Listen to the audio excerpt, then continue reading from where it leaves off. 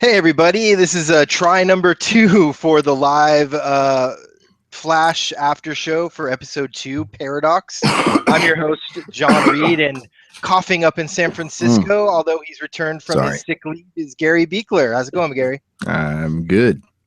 I'm good. I got that So, podcasting voice. Coughing. James Earl Jones podcasting voice.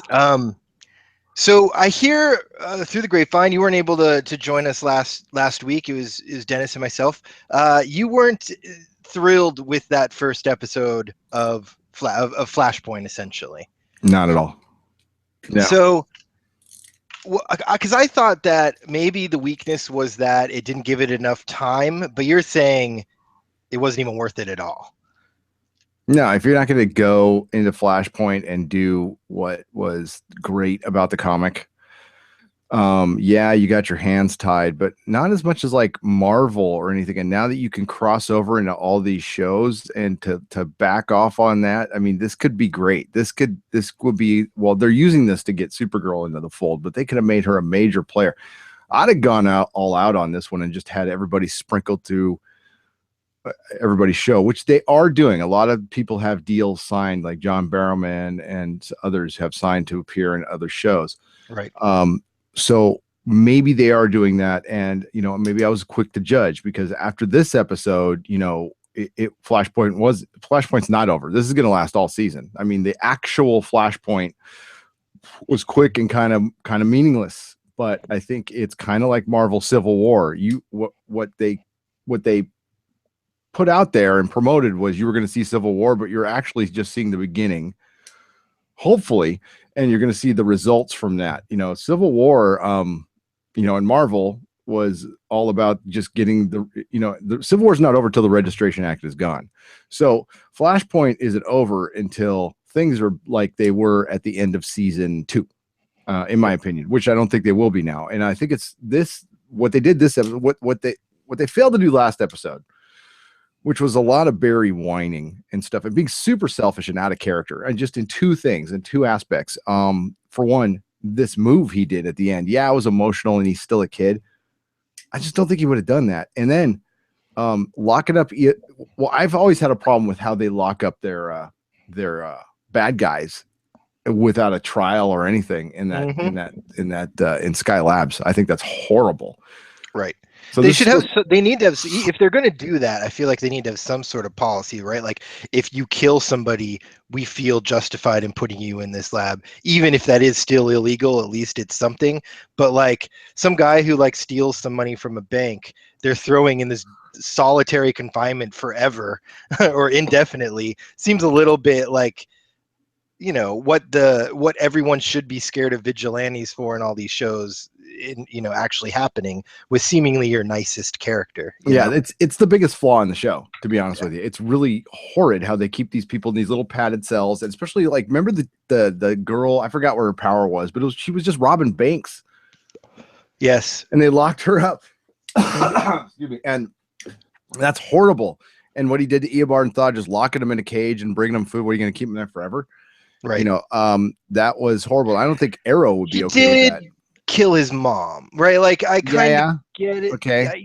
There's a justification there. I don't, you don't love that your character who's supposed to, these heroes are supposed to represent the best of us, and he's doing something that's, purely out of vengeance in a way. So there's two sides of this, but I fall on your side for sure. Like this is not in character, in my opinion. They've got long seasons. They can set up a couple episodes where they get with some organization. Dude, they had Amanda Waller in there, make a prison. Right. And maybe you put people in that prison and Amanda Waller starts, fucking with them like they did in the DC comics, So, yep. They could have totally done that and made a whole thing about it. Yeah, and unfortunately, Flashpoint would miss Batman. Yep. And they need a Batman.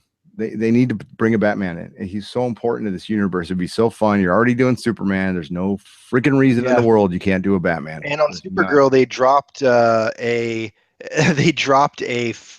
Gotham Easter egg, which was kind of fun. Not a Gotham the TV show Easter egg, a Gotham City mention.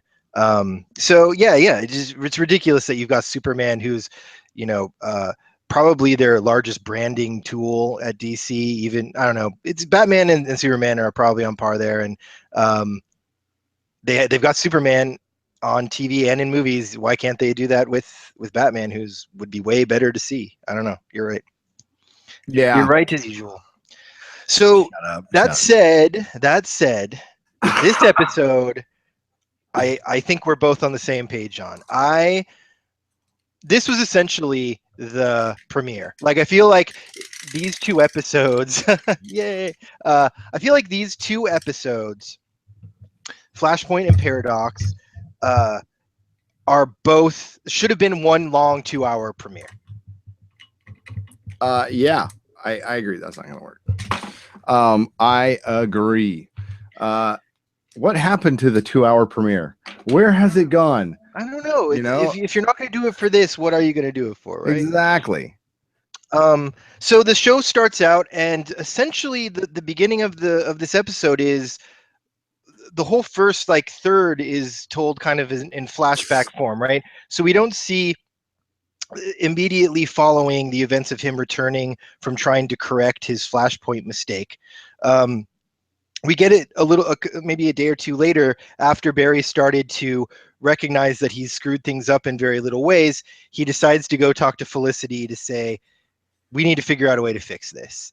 So first of all, Felicity is still, in my opinion, the best character in the DC CW TV universe.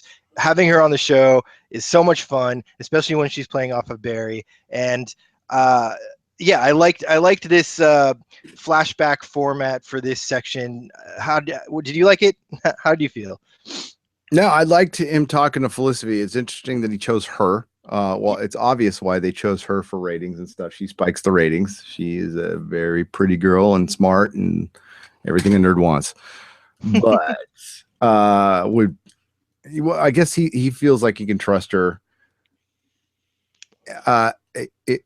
It was a cool scene. You're right. Why didn't he go to Rip? Why didn't he try to find Rip, who is basically a Time Lord? Yeah. To help him fix this problem. We've got Legends of Tomorrow, which is about traveling through time. Why don't you go to the guy who's tasked with saving a time stream? Like, that's crazy to me. You're right. Yeah, there's other people he could have gone to, and he chose to go to her, probably just because he trusts her and they wanted to spike the ratings. But yeah, why didn't he go to Rip? I think they'll come in later when they realize they can't fix stuff. And, in this episode, we have a lot. This is the interesting part that they can play with that no other show can do. Well, except for Doctor Who and any other time traveling show. But he came back, and his cast of characters all were affected in really effed up ways by this flashpoint, and he had to just kind of touch on all these. Yeah, and at first he did the typical CW thing and hid it from everybody at first, and then came clean, which was good. He needed to do that. He should have done it at first. That's the only way to fix people. These are the people. This is your team. Yeah, and even if they're mad at each other, these are the people. If you can't freaking trust them, then be a solo hero. Believe me. Another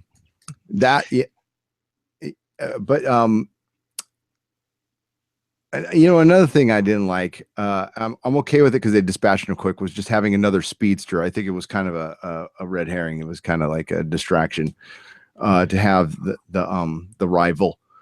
Yeah, I think though it is. I think they're testing out. Well, not testing out. They're setting the stage for the fact that we're going to have a lot of effing speedsters on this show as regulars and semi-regulars. We're going to have quick. Excuse me. Are you okay? Still alive? I'm gonna have to cough that out. Sorry, guys. Go on. We're gonna have Jesse Quick. We're gonna have Kid Flash, and we're gonna have Barry Allen and Jay Garrick all this season. It seems pretty significantly. So I think they were getting us used to the fact that there's going to be a lot of people running fast on this show for the foreseeable future. Yeah, and I like Jay Garrick more in this episode than like his like, come here, kid. Yeah. I think that's way better. They got him out of the costume super quick. Like, as fast as Flash could move, he was out of that costume. It was, yeah. Yeah. So one of the things that changed in this episode, I mean, I think this episode, this podcast is going to be a lot of like touching on the things that changed and how it affects things. Yeah. One of the things that changed though is we have this guy who's been there for the last year. Draco Malfoy has joined the show as Julian Albert, Barry Allen's rival, actual rival in the CSI room. So do you know Julian Albert as a character? What's his deal? I don't, but I will look right now. So look this. It's so funny because I was sitting there and my girlfriend hasn't seen any of the Harry Potter movies. She's not really into Harry Potter. She hasn't read the books, any of that stuff. And I Really? was like, God, that guy's so familiar. Who's that actor? And I was like, I know this guy. Like I've seen this guy a lot. Like who is this? And I had to look it up to figure out that it was Draco. Yeah. And again, they're playing with this idea that he might be a peer enemy or at least rival of our main character, and the role I think fits him really well. He was funny and interesting in this episode. I think that adding him to this cast is a huge score. I don't know where you fell on it, but I loved the character and I loved seeing this actor show up in maybe a little less of an iconic role, so he can kind of shine.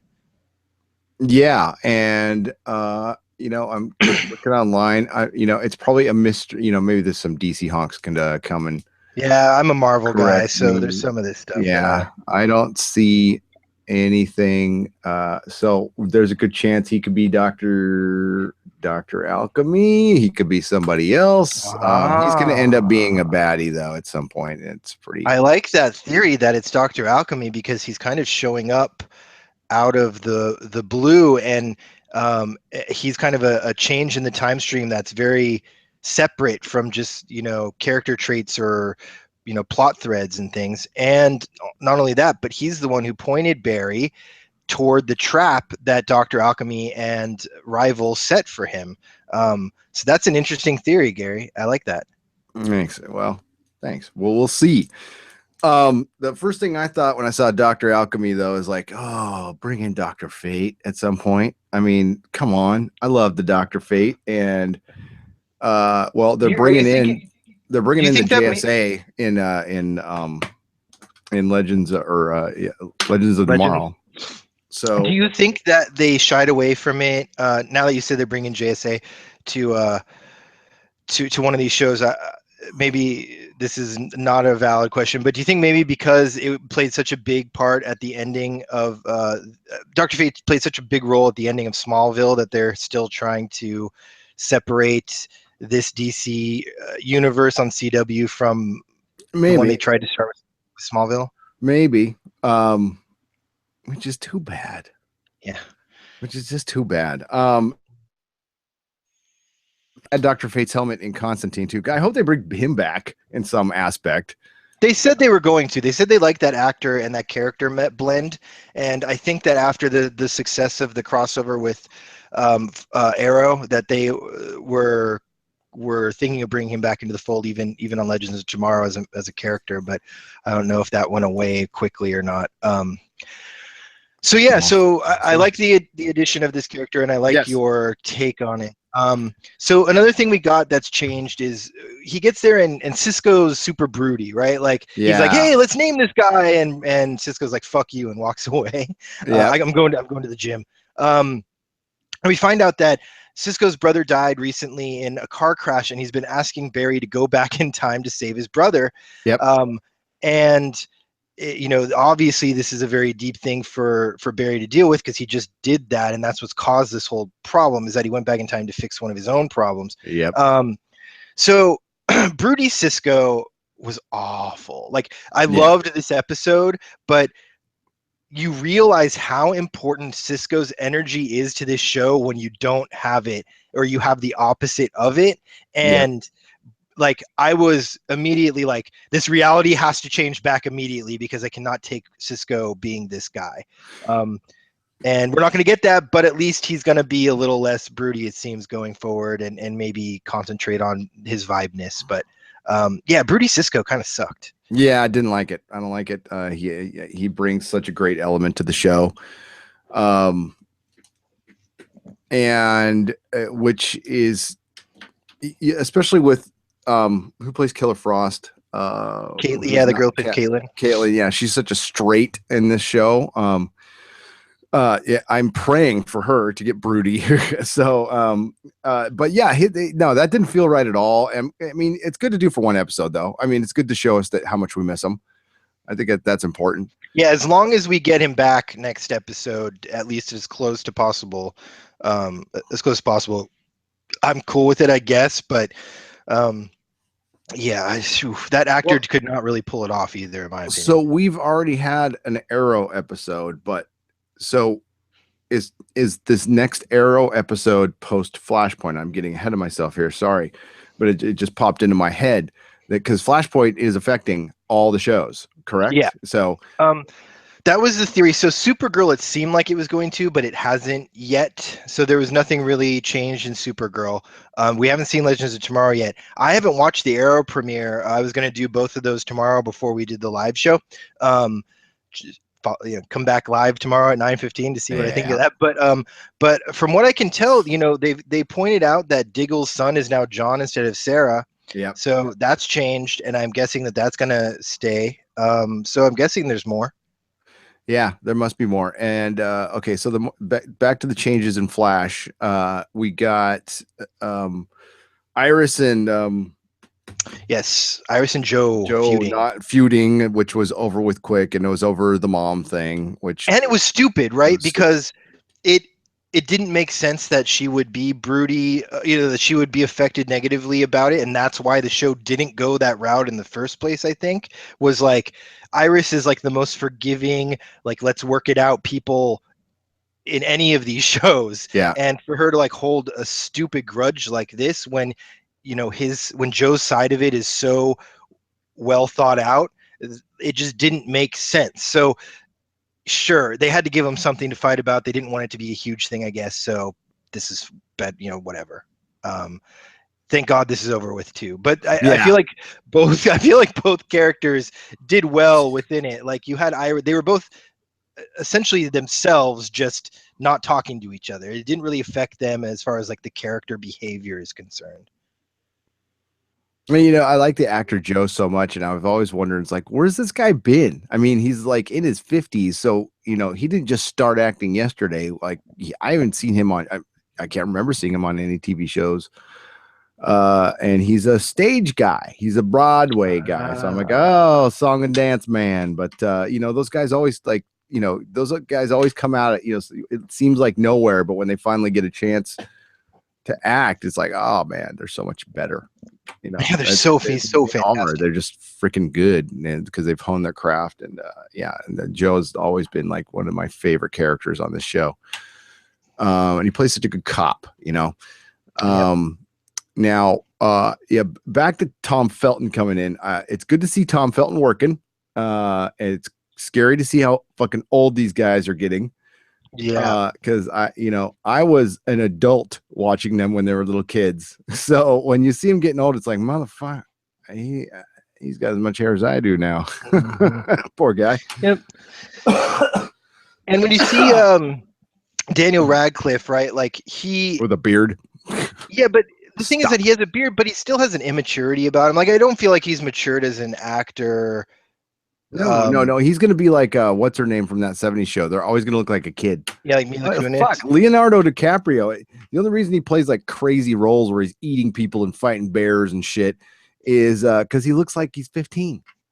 He still looks like he's 15, and he's got to be in Scorsese movies, but he's still a little baby face, Yeah. And he's gonna be fighting that to what it's getting kind of old now, but I just don't think he has the chops and Hermione, whoever plays Hermione, I can't stand her anymore. Emma Watson, I can't stand her anymore.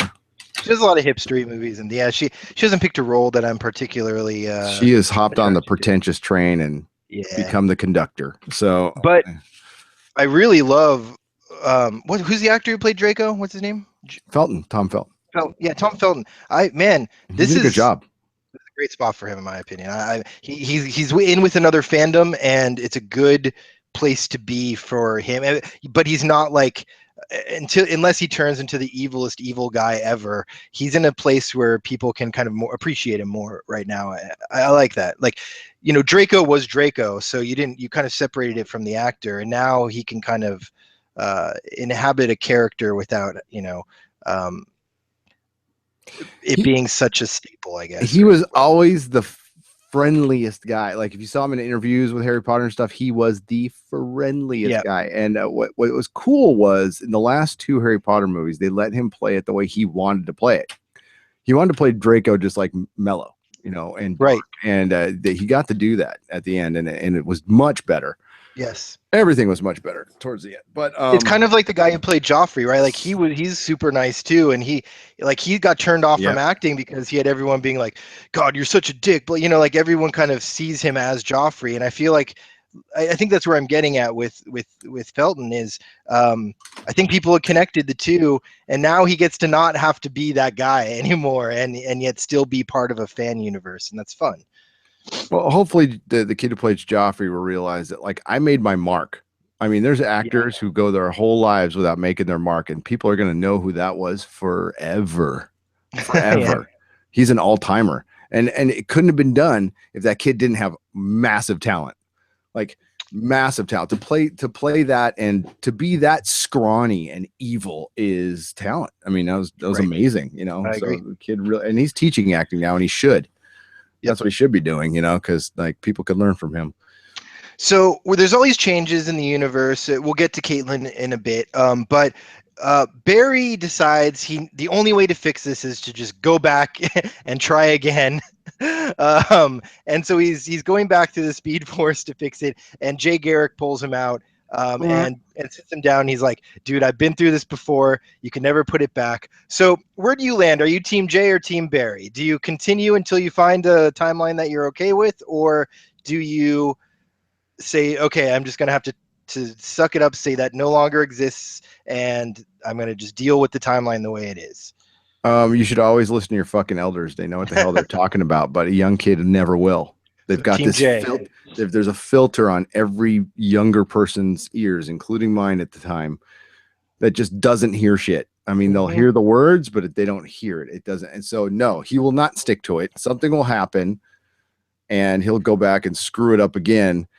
And it's probably going to take Caitlin turning bad and killing Iris or something. yeah, something crazy is going to fucking happen. And is it going to flip back? No, I think after this season, Caitlyn's gone. I think she's going to be Killer Frost.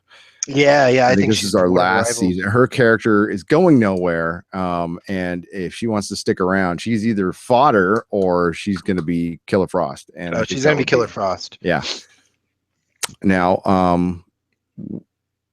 where she ends up from there, I don't know. I just don't know.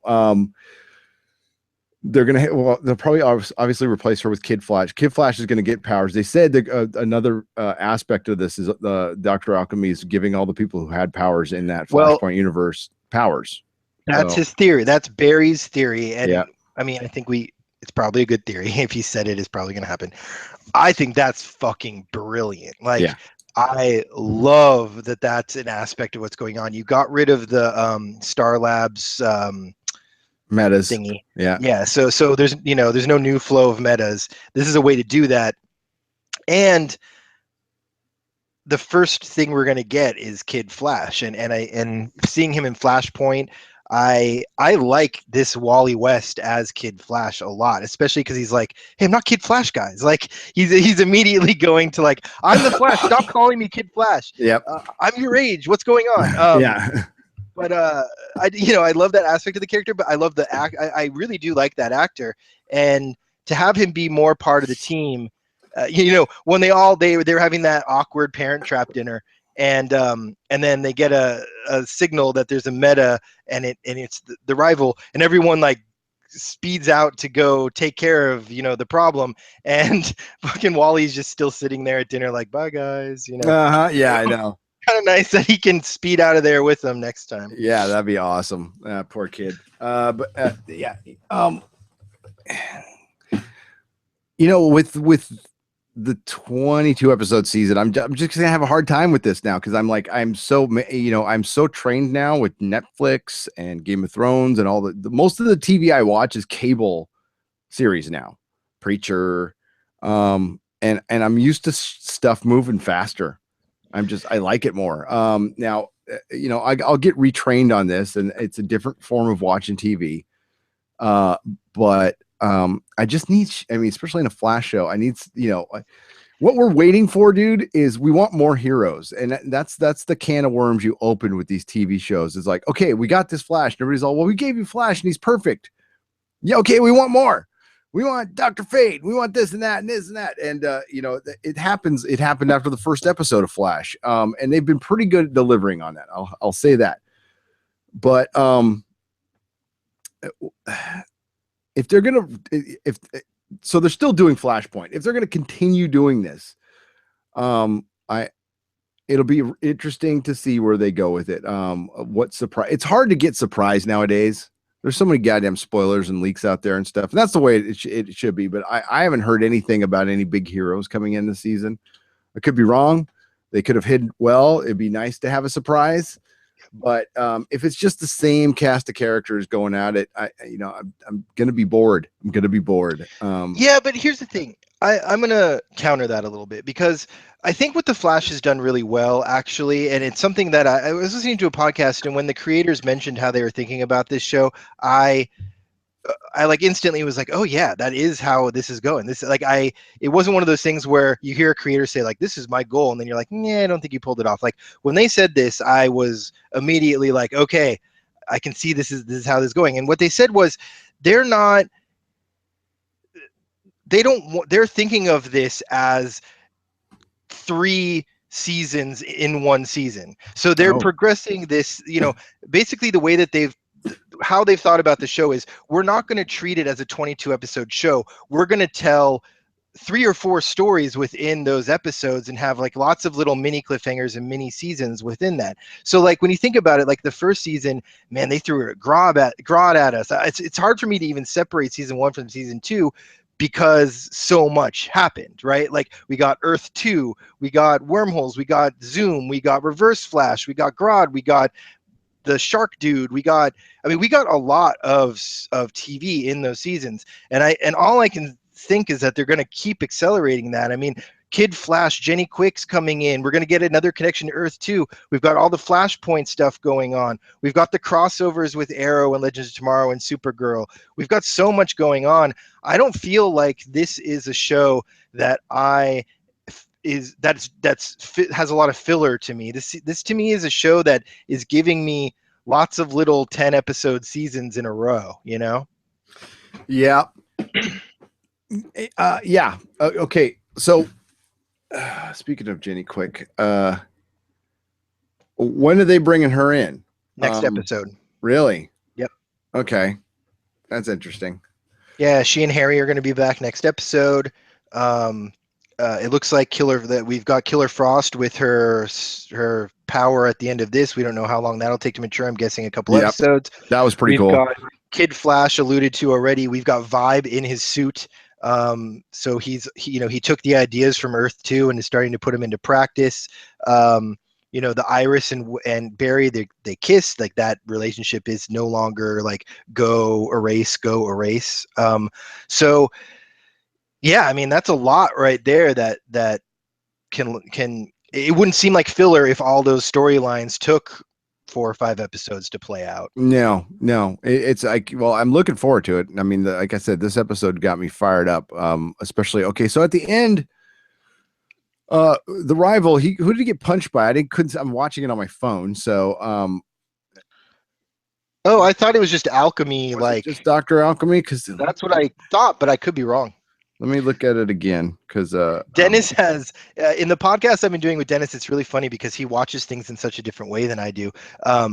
I am usually coming at it from like a purely like I have some comics background, but I'm not looking for anything in the show. I'm just kind of watching it at face value. And Dennis always picks up on like these references that make something completely different. Like he sees them immediately. And so when he got punched in the cell and he's talking to Dr. Alchemy, I'm like, oh, that's Dr. Alchemy saying like, no, essentially. But yeah, there could totally be something going on. Yeah, it just seems like if that was Dr. Alchemy, why didn't they just show Dr. Alchemy? It looked like the arms were different. Hang on, I'm going to pull up the video and take a look. So talk amongst yourselves. I could be wrong on this, but again, because I was watching it on a phone. This is why we don't watch things on a phone, kid.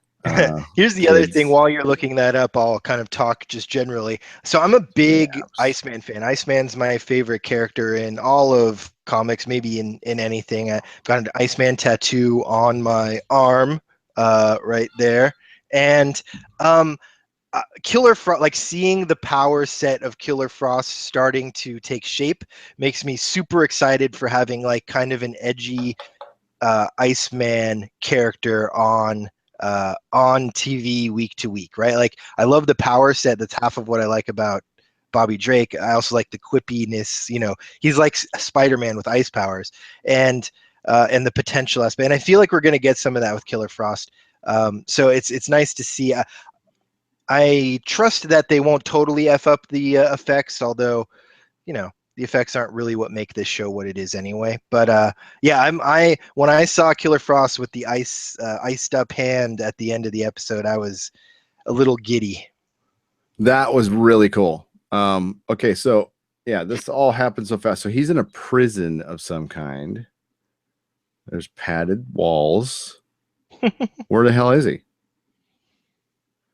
Yeah, see, I thought he just got like a telekinesis blaster. So I didn't realize that I don't think that was Dr. Alchemy's arm. Maybe it was. Let me see it again. So what do you think? What do you think that meant when he basically said, "Give me another shot, give me another shot, put me in, coach"? And Dr. Alchemy was like silent, and then he got punched. Like what does that mean? Like, is he getting another shot, or is he like, is he dead? Like, No, what's going I on? think he's probably dead. Yeah, it just looks like an arm. Yeah, it's probably Dr. Alchemy. I don't know what that ending meant. Yeah. You know. So there's also a Dawson's Creek reference when they were back in 1998, which I kind of loved. Oh, okay. So the prison that he was in, maybe that's what we were just talking about. Maybe he was actually in a prison, and Alchemy got into the prison. Interesting. Because I was wondering, like, after they dealt with the rival, I was like, where did Dr. Alchemy go? Like, is he not there anymore? The other thing is, now that Supergirl's part of the mix, there is a very large. So there's Cadmus in that world, and they've got a large kind of facility where they experiment on superpowered people. And Dennis seems to think that Barry's going to come into that universe and have be an impetus for the show to create their own Star Labs in that universe. So yeah, there are some options for superhero containment kind of, or supervillain containment kind of happening on the other side. Isn't Supergirl universe gonna just meld into the That's what I Arrowverse? thought, but Dennis seems to have a different theory, and I don't know if he got his from the internet or not, like if it's like solid or if he's speculating. He seemed to it sounded like it wasn't speculation, that it isn't part of the universe, and that the only way they're going to be accessing, they're in different universes, and the only way they're going to connect is through either of them using like wormholes at super speeds to get to the other person's reality. So I'm not sure if that's true or Not a not. fan of that. I think But it's a way to keep Superman. You know, they definitely made Superman look different. It's not your typical suit. The costume's terrible with the little stripy things on his cape. I don't know what the hell that is. yellow background on the S, whereas hers is a yellow outline but blue background. Hers looks so much better than his. We talked about that actually today. We talked about Supergirl, and I'm hesitant on this Superman because I liked him in some aspects. He's very good at Clark Kent. He's very like humble, like he has this like humble smile that he gives off all the time that drove me a little crazy. Like he's got to stop that smirking. Yeah. But you know, he's a big, good-looking, Superman looking guy. He just looks very different from like a cap. Like, I think because he's not grim and serious all the time, and he has a little personality to it, like a little goofiness to him. It's throwing me anyway a little bit. I'll have to see it. Yeah. I'll have to sit through it. Sorry, Supergirl fans. It's not a great show, but it's also not as bad as it was when it was on CBS. That's for sure. Frick, but like, I'm surprised. Like Dennis loves it, and Derek Robertson loves it. Two people I never thought in the world would freaking like that show. They're like, "Oh my god, it's the greatest." And Derek just couldn't stop talking about it at Comic-Con. So I'm like, "Really? Okay." If like Game of Thrones is an A, and I'm trying to think of it just and Agents of Shield is a D. Supergirl's like a C plus. Okay, so it's like a little above Agents of Shield. Yeah, it's more watchable. It's more fun and entertaining than Agents of Shield, but it's the quality. It needs some help, and its inconsistency knocks it a little bit. And it's a little lazy in its writing, like it, or at least it was when it was on CBS. It took the stereotypes and worked with them instead of twisting them in any way. So it was just very by the books. You knew what was. It was just very expected, and that's what I'm hoping is going to change now. It's on CW. Is that it becomes a little bit more like these shows where they throw something at you that you thought I would never see that on TV, or I never thought that this would happen on this show. I want a little bit of that. Yeah, with these shows you can do that. Just rip it off from the comics. Yep. which are more people are discovering how groundbreaking comics are because every good story you've seen in the movies and the show all come from the comics. So it was a good show. I'm gonna keep watching Flash. It's amazing. I'm sorry, I'm like not usually my high energy self right now. It was a long day. Yeah, we'll be wrapping this up in a minute. Day. Is there anything else you wanted to talk about this episode? No, I'm just looking forward to the next one, dude. Yeah, me too. Especially because Jenny Quick's coming into it, and we're alluding to Killer Frost and Vibe and everyone else kind of progressing in their power sets a little bit. Like the more comic booky it is, the better, in my opinion. Well, yeah, the best thing about this is the first two seasons we were still like building up the Flash, like, and he's like the Flash now. I mean, like he's the full blown Flash. He's throwing punches and like he's full blown superhero now. So that's great. They've even gotten to the point with the character where he's like over being the Flash to where if somebody else stepped up and was like, I'm the Flash now, he'd be like, go for it. You know what I mean? Like He's at that point in being the Flash that it's no longer the heroism of it isn't as exciting, and he would totally step aside if somebody else capable stepped up into the role. Yeah, well, that's being the hero role, Yep. You know what? Another thing this universe misses besides Batman is Green Lantern. Mm-hmm. Maybe they'll bring him in someday. It seems like such a hard thing to do. I mean, bring them all in. I mean, you're bringing in Superman. Yes. See, that's the thing. It's like I feel like Superman or Batman and Wonder Woman, they make total sense. They're not difficult to do. I mean, they're just like good fighters. They're detectives and gadgets and things. It's not groundbreaking effects or anything like that you need.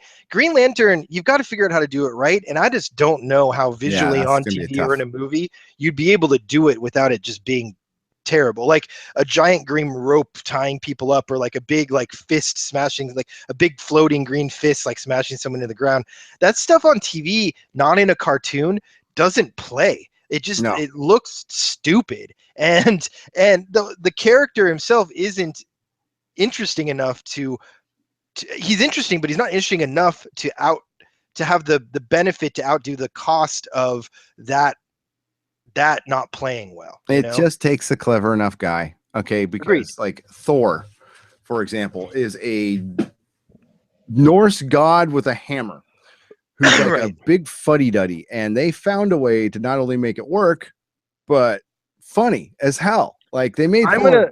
I'm gonna say something maybe controversial, but Chris Hemsworth as Thor is maybe next to Robert Downey as Tony Stark, the most crucial casting choice they've made. Like anyone, I feel like most other people that look like him can't do what he does in that role.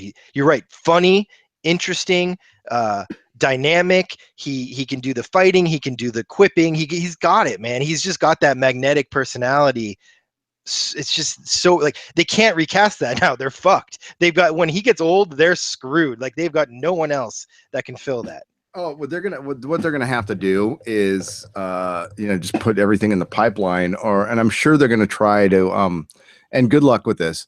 They're gonna just try to put different people in the costume. It just it won't work. It won't work. I think particularly with him. Particularly with him. You can try. You can try. But I mean, who else even looks like that guy? Nobody looks like that. No, no. And the fact that you've got somebody who can be funny as hell at the same time is like charismatic and funny is just an anomaly. You're not going to get that. Like your Skarsgård guy probably is the only other one I can think of. Yeah, that looks like that and can do funny.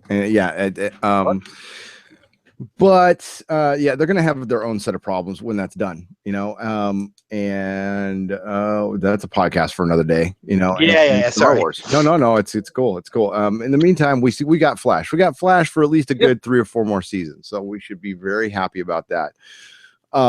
Arrow is what we're going to talk about next. I'm actually going to post. That's what I'm doing after this. That's why I got to cut out early. Is I got to edit the audio version of Arrow from last week. Perfect. Editing, just nothing but editing, and yeah, we've had a lot of content lately, and I got to work too. So, we should probably cut this thing off. Okay. But so a little housekeeping before we go. Yeah. Join us for Arrow tomorrow live after the show. We'll be on. We try to get there at 9:15, but not everyone has cable and stuff like that. So we'll get to you between 9 and 10 tomorrow after the show airs. We also have Legends of Tomorrow coming up. We've got Ash vs. Evil Dead on Sunday. We're going to be taping this weekend our first Nerdrotic TV round table with Gary and the First Lady of Nerdrotic, Melissa Wagner. And yeah, look forward. Go to our Facebook page, Facebook/Nerdrotic Podcast. You can find all of this information. We'll get events out to anyone who likes us. So please like us, subscribe to us on iTunes. It's the Nerdrotic feed on iTunes. You can follow me at John Reed 16 right here on the lower third on Twitter. Gary Beekler is, what's your Twitter handle? At Nerdrotics. At Nerdrotics. On Twitter, and please like us, give us reviews, ask us questions. We'll incorporate those into our podcast. And until tomorrow, awesome. Bye, everybody. Goodbye.